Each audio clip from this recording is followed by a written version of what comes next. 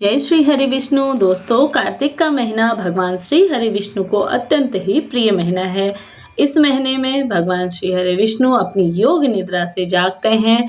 इस महीने किए गए व्रत, नियम, स्नान, दान, दीपदान कई विशेष फलों की ये प्राप्ति कराते हैं। आप सभी के लिए इस वीडियो में जानकारी लेकर के आई हूँ कि आपको किस प्रकार से, जैसा कि आप व्रत धारण करते हैं तो आपको कौन से ऐसे नियम हैं जिनको आपको करना है। नहीं तो जैसा कि कुछ लोग व्रत नहीं करते हैं, सिर्फ कार्तिक स्नान करते हैं, तो उनके लिए क्या नियम हैं, संपूर्ण जानकारी आपके लिए इस वीडियो में लेकर के आई हूँ। तो वीडियो के अंत तक बने रहिए। के साथ ही जैसा कि कुछ लोग तो पापांकुशा एकादशी के बाद ही कार्तिक स्नान शुरू कर देते हैं, लेकिन कुछ लोग या शास्त्रों में भी यही वर्णित है कि शरद पूर्णिमा के बाद ही आप सभी को यह नियम लेने चाहिए।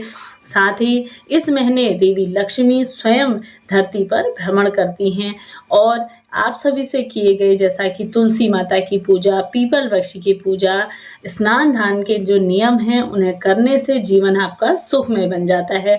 तो सबसे पहले बात करें कि उन लोगों के लिए जो स्नान ही करते हैं, जैसा कार्तिक महीने का स्नान के नियम लेते हैं, तो उन्हें क्या करना है, सुबह के समय में जैसा कि ब्रह्म मुहूर्त में उन्हें जागना है। अब कई भक्तजनों के मन में यह भी प्रश्न आता है कि ब्रह्म मुहूर्त कौन सा समय है। तो सुबह के समय में कार्तिक स्नान तारों की छांव में किया जाता है। सुबह 5 बजे तक आप अपने स्नान से पूर्ण हो जाइए। जैसा कि आप थोड़ा जल्दी उठ जाइए, आपकी जिस प्रकार से आपके घर में रूटीन है डेली का, उस प्रकार से जैसा सुबह के समय में अत्यधिक साफ सफाई करने की आपको ज़रूरत नहीं है। थोड़ा बहुत झाड़ू इत्यादि अवश्य से लगा लीजिए, क्योंकि गंदे घर में आप पूजा पाठ नहीं कर सकते। तो उसके बाद आप सभी को सुबह 4 बजे से लेकर के 5 बजे के बीच में जो ब्रह्म मुहूर्त होता है, इस बीच में आपको कार्तिक स्नान करना चाहिए। अब कहाँ करना चाहिए? कुछ लोग तो नदी, सरोवर, तालाब इत्यादि जो भी पवित्र पावन नदियाँ हैं उनमें करते हैं, लेकिन सभी के लिए यह पॉसिबल नहीं है। हालांकि पूरे महीने भर में आप किसी दिन आपका समय निकलता है तो 1 बार या 2 बार अवश्य से ही कर लीजिए किसी नदी में। जैसा कि गंगा स्नान आप कर सकते हैं, कोई पास में आपके तालाब सरोवर है तो वहाँ जा कर के करने का विधान है, लेकिन सबके लिए यह पॉसिबल नहीं है। तो आप सभी अपने घर पर ही गंगाजल मिश्रित जल से, जैसा कि कुछ गंगाजल की बूंदें डाल लीजिए अपने बाल्टी में, उसके बाद ही आपको पानी से भर लेना है। गंगाजल मिश्रित जल से आपको स्नान कर लेना है। अगर आप कुछ नहीं भी कर सकते, कुछ विशेष नियम नहीं कर सकते, तो शुद्ध सात्विक भोजन आप ले लीजिए। उसके बाद स्नान का आपको पूर्ण फल प्राप्त हो जाएगा। आप सभी को घर पर ही गंगाजल मिश्रित जल से स्नान आदि करने के बाद जैसा कि आप सभी को श्री हरि विष्णु जी का पूजन करना है, साथ ही दीपदान करें और शालिग्राम जी की, माता तुलसी का इस दिन आपको पूजन करना है। साथ ही साथ सूर्य देव को अर्घ्य अवश्य से दीजिए। पूरे महीने भर कार्तिक स्नान का यह नियम है कि आपको सुबह के समय में, ब्रह्म मुहूर्त के समय में स्नान आदि करके पूजन करने के बाद आपको सूर्य देव को अर्घ्य देना है। अब सूर्य देव को अर्घ्य कब देना चाहिए? क्योंकि सूर्य देव तो प्रत्यक्ष देवता हैं। अगर आप उन्हें देखकर अर्घ्य देते हैं तो यह आपके स्वास्थ्य के लिए भी काफ़ी फायदेमंद है, क्योंकि आप कुछ देर रुक करके, जैसा कि आप जब सूर्य उदय हो जाते हैं उसके बाद भी आप सूर्य देव को अर्घ्य दे सकते हैं। इस तरह से नियम करिए। उसके बाद आप सभी को दीपदान करना है। जैसा कि माता तुलसी का पूजन कर लीजिए, वहाँ पे आप दीपदान करिए। और साथ ही साथ जैसा कि तुलसी माँ की कथा आप सुन सकते हैं, मेरे चैनल पे आप सभी के लिए डाल दी गई हैं, या किसी किताब के माध्यम से भी आप यह पढ़ सकते हैं। और साथ ही आप सभी को शालिग्राम जी की पूजा करनी है, माता तुलसी का पूजन करना है। इसके बाद ही जैसा कि सुबह के समय में आप सभी को घी का दीपक प्रज्वलित करिए।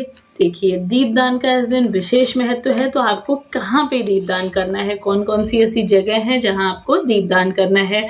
तो इस महीने आप किसी भी पौधे में, जैसे कि केले के वृक्ष के नीचे आप दीपदान कर सकते हैं, घर के मुख्य द्वार पे आप दीपदान कर सकते हैं, या किसी पहाड़ी पर भी इस महीने दीपदान करने का विशेष महत्व है। जलाशय में आप कर सकते हैं, कोई खाली जगह, कोई खाली स्थान, खाली प्लॉट हो जहाँ पे हमेशा अंधेरा रहता हो, वहाँ पे भी आप कर सकते हैं, या आपके घर के आसपास ही जो भी मंदिर इत्यादि हो वहाँ पे आप दीपदान कर सकते हैं। क्योंकि इस महीने दीपदान का विशेष महत्व माना गया है। माना जाता है कि दीपदान करने से जीवन में सभी संघर्ष जो चल रहे हैं, आपके जीवन में जो परेशानियां चल रही हैं, वह कष्ट आपके दूर हो जाते हैं। इसलिए सरल से नियम लीजिए और इस प्रकार से आप सभी कार्तिक स्नान का पूर्ण फल प्राप्त कर सकते हैं। अब देखिए, जैसा कि दान आपको क्या करना है, इस महीने दान करना भी विशेष फलों की प्राप्ति कराता है। तो दान में आप सभी जैसा कि फलों का दान कर सकते हैं, वस्त्रों का दान कर सकते हैं, और साथ ही जैसे कि कोई ऐसे मनुष्य हैं, ज़रूरतमंद हैं, जिन्हें अन्न का दान भी आप कर सकते हैं। इस प्रकार से दान की प्रक्रिया हो गई।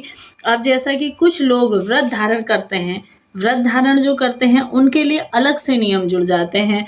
उनके लिए विशेष नियम है, उन्हें शुद्ध सात्विक भोजन ग्रहण करना है, भूमि में शयन करना है, और साथ ही उन्हें विशेष नियमों का पालन करना होता है। वो मैं अगली वीडियो में आपको बताऊंगी। लेकिन जो भक्तजन सिर्फ कार्तिक स्नान करना चाहते हैं, उनके लिए यह नियम है। इस प्रकार से दी गई जानकारी अगर आपके लिए उपयोगी रही हो तो वीडियो को लाइक शेयर करिए, साथ ही साथ अपने फैमिली फ्रेंड्स को शेयर करना ना भूलिए।